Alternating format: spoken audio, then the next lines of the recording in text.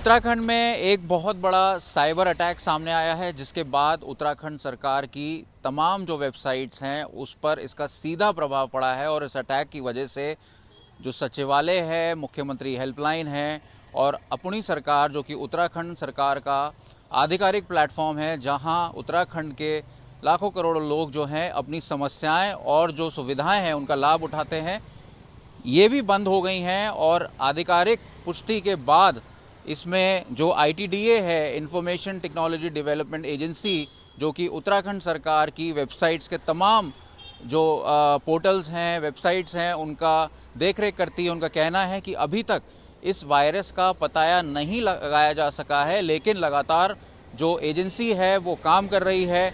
186 से ज़्यादा वेबसाइट जो हैं पिछले 72 घंटे से डाउन है। जो सचिवालय है वहाँ पर जो फाइलें हैं वो लटकी हुई हैं। अभी तक जो वेबसाइट है उसको अप नहीं किया जा सका है, जिसकी वजह से तमाम जो सुविधाएं हैं उनमें खासा परेशानी आ रही है। और अगर उन वेबसाइट्स पे कोई भी क्लिक कर रहा है तो वो वेबसाइट जो है ओपन नहीं हो रही है। हमने इस मामले की पड़ताल की और हमने इसमें देखा कि जैसे ही वेबसाइट पे क्लिक किया जाता है वो वेबसाइट जो है ओपन नहीं हो रही है और डू नॉट रिस्पॉन्ड का उसमें एरर आ रहा है, पेज कोई भी नहीं खुल रहा है। ये जो मामला है ये काफ़ी गंभीर है, क्योंकि उत्तराखंड में IT को लेकर काफ़ी बजट जो है खर्च किया जाता है। ऐसे में अगर उत्तराखंड सरकार के सिक्योरिटी सिस्टम्स इतने कमज़ोर हैं कि कोई वायरस जो है पूरी सरकारी मशीनरी को रोक सकता है, तो ये काफ़ी ख़तरनाक बात है। बजट के साथ साथ इसमें काफ़ी बड़ा इंफ्रास्ट्रक्चर जो ITDA भी है उसको भी खड़ा किया गया है। और इसमें अभी तक ये ना पता लग पाना कि ये वायरस कौन सा है, किस तरीके से इससे निपटा जाए, ये भी एक बड़ी समस्या है और बड़ा सवाल है। क्योंकि तमाम तरीके की डेटा इसमें स्टोर किए जाते हैं। जो लोग हैं, सरकार की जो गोपनीय फाइलें हैं वो भी इसमें स्टोर की जाती हैं। ITDA का कहना है कि जो डेटा है वो सिक्योर है, लेकिन कितना सिक्योर है इसका जवाब अभी किसी के पास नहीं है। तो जैसे आप जानते हैं कि हम लोग डेटा सेंटर में काफ़ी सारी एप्लीकेशंस अपने यहाँ होस्ट करते हैं, तो हमें समस्त एप्लीकेशन जिन जिन डिपार्टमेंट्स की चलती हैं उन समस्त एप्लीकेशंस को हम लोग रेगुलर स्कैनिंग और क्लीनिंग कराते रहते हैं। तो जब हम उस पर कोई भी ऑपरेशंस रन करते हैं, डीप स्कैनिंग उसकी करते हैं, तो हमें पता चलता है कि कहीं ना कहीं कोई वायरसेस जो छुपे बैठे हैं, जो कहीं ना कहीं कभी बहुत ही डॉर्मेंट मोड में हो और एक्टिव हो गए हैं। तो ये हमें आज से 2 दिन पहले, मतलब परसों पता चला, और हमने फिर तुरंत जैसे हमारे कुछ सिस्टम्स में, जिसको हम बेसिकली वर्चुअल मशीन्स बोलते हैं अपने डेटा सेंटर के टर्म्स में, उसमें हमें डिटेक्ट हुआ, तो हमने तुरंत अपने पूरे DC को डाउन कर दिया, ताकि हम नहीं चाहते थे कि वो कहीं ना कहीं कोई भी हमारे सिस्टम को इम्पैक्ट करे। तो उस प्रोसेस से चलते हुए हमने अपने पूरा डेटा सेंटर फिलहाल परसों से इसलिए डाउन करा हुआ है। अब हमने, हमारे पास लगभग 700 VMs बोलते हैं, वर्चुअल मशीन्स होती हैं, उन लगभग मशीन्स की हम लोगों ने अब तक सब स्कैनिंग कर ली है। तो एज सच कुछ भी हमारा इन्फेक्टेड या कुछ भी एज सच कुछ मेजर नहीं पाया गया है। तो एवरीथिंग इज़ अंडर कंट्रोल। और अब हम लोग हल्के हल्के, आज जैसे कि कल हमारा पूरा स्वान नेटवर्क अप हो गया था, और हम हर वेबसाइट की हर एप्लीकेशन, हमारे पास 186 एप्लीकेशन होस्टेड है विभिन्न विभागों की, उन हर एप्लीकेशंस को हम लोग चेक करते हुए, स्कैनिंग करते हुए हल्के हल्के उसको अप कर देंगे, तो स्थिति इस तरीके से नॉर्मल होगी। वजह क्या रही, क्या पाया अभी? आई थिंक वजह जो कि ये वायरस कहाँ से आया या जो सोर्स है, वो सोर्स बेसिकली डिटेक्ट कर पाना, अभी एनालिसिस, उसका लॉग एनालिसिस बोलते हैं, वो चल रहा है, हमारी टीम्स उसमें लगी हुई है। बट क्योंकि वो एनालिसिस बैकवर्ड्स चलता है कि आज मैं पहले 2 दिन का लॉग देखूंगी, फिर मैं 1 हफ्ते का देखूंगी, 15 दिन का, 30 दिन का, तो वो सोर्स निकालने में अभी उस तरीके से हमें टाइम लगेगा। हमारा पहला प्रायोरिटी यही है कि हम अपने पूरे सिस्टम की स्कैनिंग करके उसको अप करें। तो ये प्रोसेस, क्योंकि डेटा बहुत ज़्यादा है, सिस्टम्स बहुत ज़्यादा हैं, उस तरीके से उसको स्कैनिंग करने में टाइम लगेगा। अभी क्या क्या चीजें प्रभावित हैं, जो मुख्य तौर पे क्या चीज हमारी प्रभावित? नहीं, एज सच मुख्य तौर पे कुछ प्रभावित नहीं है। इट्स जस्ट दैट, जो मैं आपको बता रही हूँ, हमने अपने अपने पूरे डेटा सेंटर को ही अभी डाउन करा हुआ है। तो इट्स जस्ट दैट, जब तक मैं अपने पूरा डेटा सेंटर का एक प्रॉपर मेंटेनेंस और जो एक्सरसाइज हम जिसे बोलते हैं कि प्रॉपर स्कैनिंग एक्सरसाइज ना चला लूँ, मैं उसको अप नहीं कर सकती। नहीं, प्रभावित का मतलब वही है, क्या क्या चीजें बंद हैं इसकी? तो जितनी भी 186 एप्लीकेशन, जब मेरा डेटा सेंटर पूरा बंद है तो मेरी जितनी एप्लीकेशंस उसमें है 186, जैसे अगर मैं अपने ITDA की बात करूँ तो हमारा E-ऑफिस चलता है, CM हेल्पलाइन चलता है, अपनी सरकार चलता है, बाकी विभागों की भी कोई सी ट्रांसपोर्ट की अपनी एप्लीकेशंस चलती हैं, टूरिज्म की वेबसाइट चलती है, सब विभागों की जो जो हमारे यहाँ होस्टेड रहती है। ट्रेजरीज में, ट्रेजरी का अपना अलग सिस्टम चलता है, वो लोग का कुछ डेटा हमारे यहाँ पे बैकअप रहता है, तो ट्रेजरीज में ऐसा कोई प्रॉब्लम नहीं है। स्वान नेटवर्क, कल ट्रेजरी इसलिए बंद थी क्योंकि स्वान नेटवर्क डिसरप्टेड था, क्योंकि सारी ट्रेजरी स्वान से कनेक्टेड है। तो स्वान अप हो गया तो ट्रेजरीज अप है, वो कोई इसने प्रॉब्लम अपनी सरकार जो वेबसाइट है उसको भी इम्पैक्ट किया जिसमें 80 से ज्यादा ऑनलाइन चल रही है। नहीं इम्पैक्टेड कुछ नहीं है, इम्पैक्टेड अपनी सरकार कुछ नहीं है। तो एज सच हमारी सारी वेबसाइट, सारा हमारा डेटा सब सेफ है। मैम ये एक्सटर्नल अटैक है या फिर क्या है? किस तरह से आया? सो आपने जैसे बोला, नहीं वो अब साइबर अटैक बोला गया, बट आपने जैसे बोला कि वो वायरसेस जो हमारे सिस्टम्स पे आए हैं उसका सोर्स क्या है, तो उसी के लिए मैंने बताया कि हम लोग का लॉग एनालिसिस चलेगा, हमें समझ में आएगा कि क्या वो सिस्टम क्रिएटेड वायरस है क्योंकि या फिर कहीं बाहर से है, तो वो हम लोग को लॉग एनालिसिस के बाद ही पता चलेगा।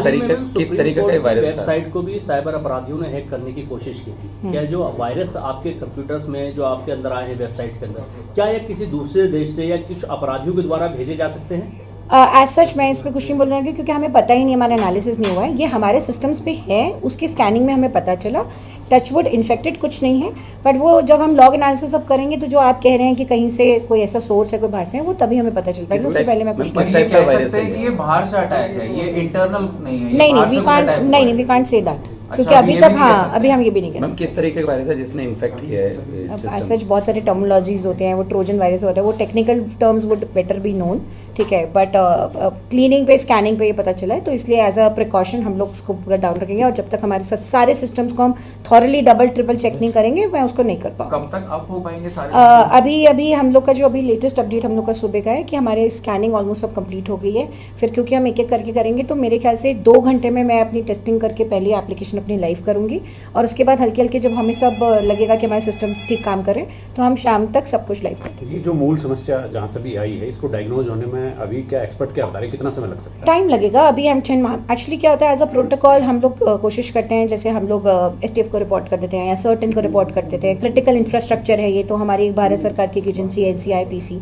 हम इन सबको रिपोर्ट कर देते हैं, तो उनके जो एक्सपर्ट्स होते हैं जो इन सब चीज़ों में जानकारी रखते हैं वो उसको देखेंगे और वही बता पाएंगे, इसमें मैं ज़्यादा कुछ आप लोग को। अच्छा, केंद्र की एजेंसी इन्वॉल्व आपने कर ली है? वो एज अ प्रोटोकॉल हम लोग उनको सूचना ज़रूर भेजते हैं कि हमारे यहाँ ये डिटेक्ट हुआ है, तो क्योंकि उन लोग के अपने पास रिकॉर्ड्स होते हैं, उनको पता होता है, इस तरीके से वो लोग बता पाएंगे हम लोग को। तो केंद्र की एजेंसी हमारे साथ वर्चुअली भी जुड़ी हुई हैं, कुछ ऑफिशियल्स यहाँ पे भी आ गए हैं, तो हमारे सिस्टम हमारी टीम के साथ बैठ के उसका एनालिसिस कर रहे हैं जो मैं आप लोग को बता रही हूँ, और उसके बारे में पता लग पाएगा। अगर मैं बोलूँ कि सिक्योरिटी सिस्टम्स कमज़ोर हैं तो मैं उसका एक जवाब देती हूँ कि जनरली हमें नहीं पता होता कि कब हमारी आपदा आ रही है, कब क्या आ रही है। जो आपने बोला, जो मैंने बोला कि प्रभावित नहीं है, तो आई वुड से कि प्रोबेबली हमारे सिक्योरिटी सिस्टम्स इन प्लेस थे तो इसलिए हम लोग इम्पैक्टेड नहीं हैं। अब क्योंकि मैं चाहती हूँ कि जब मैं स्टार्ट करूँ तो उसमें बहुत ज़्यादा हमारा कोई और मेजर कोई इम्पैक्ट ना आए, तो हमें एज अ प्रिकॉशन ये चीज़ करनी पड़ती है।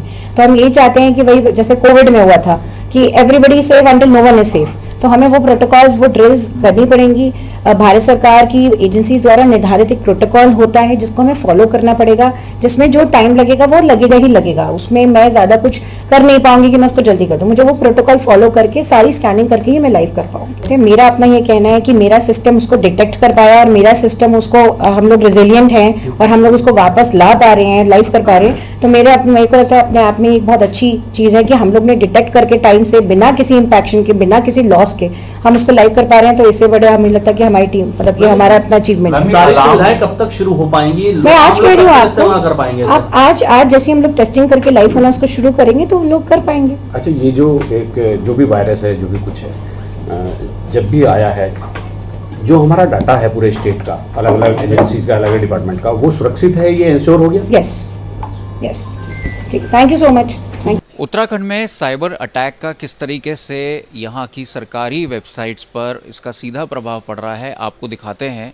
मेरे सामने एक कंप्यूटर है और गूगल में अगर सर्च करें या फिर वेबसाइट पे जाएं तो आप देख सकते हैं, इस पर अभी हमने क्लिक किया है और जिस तरीके की समस्या का यहाँ पे सामना करना पड़ रहा है, चाहे वो CM हेल्पलाइन हो या फिर अपनी सरकार हो जिसमें सेवाएं दी जाती हैं, या फिर उत्तराखंड का टूरिज़्म डिपार्टमेंट हो जहाँ पर सारी जो पर्यटन से जुड़ी और चारधाम से जुड़ी सेवाओं के बारे में डिटेल्स दी जाती हैं, ये सारी वेबसाइट जो हैं इस समय डाउन हैं और ऐसी ही 186 वेबसाइट्स हैं जो कि ITDA ने अभी डाउन की हुई हैं, क्योंकि ITDA का मानना है कि अभी स्कैनिंग चल रही है।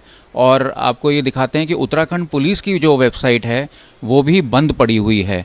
तो पिछले 72 घंटे से उत्तराखंड सरकार की जो तमाम वेबसाइट्स हैं, जो सेवाएं हैं, जो ऑनलाइन फाइलिंग होती है, जो सचिवालय की डेटा रिकॉर्ड कीपिंग के लिए जो वेबसाइट्स हैं, जो बैकएंड है, वो सारा ठप पड़ा हुआ है। और कारण ये है कि एक बड़ा साइबर अटैक यहाँ सामने आया है और इसकी जो लॉग्स हैं वो अभी खंगाले जा रही हैं। ITDA में हमने अधिकारियों से बातचीत की तो डायरेक्टर निकिता खंडेलवाल का कहना है कि लगातार लॉग्स जो हैं वो चेक किए जा रहे हैं, स्कैन चल रहा है और अभी ये पता नहीं लगाया जा सका है कि ये किस तरीके का वायरस है, ये ट्रोजन है या फिर कोई बाहरी अटैक है या फिर ये इंटरनल सिस्टम से जारी कोई ग्लिच है जिसकी वजह से इतना बड़ा जो उत्तराखंड की IT सिस्टम्स हैं उस पर अटैक पड़ा है। ये यहाँ की जो वेबसाइट्स की सिक्योरिटी है, जो सरकारी सेवाओं की सिक्योरिटी है, जहाँ पर लाखों करोड़ों लोगों का डेटा होता है, उसकी सुरक्षा पे भी बड़ा सवाल है। देहरादून से अंकित शर्मा, आज तक।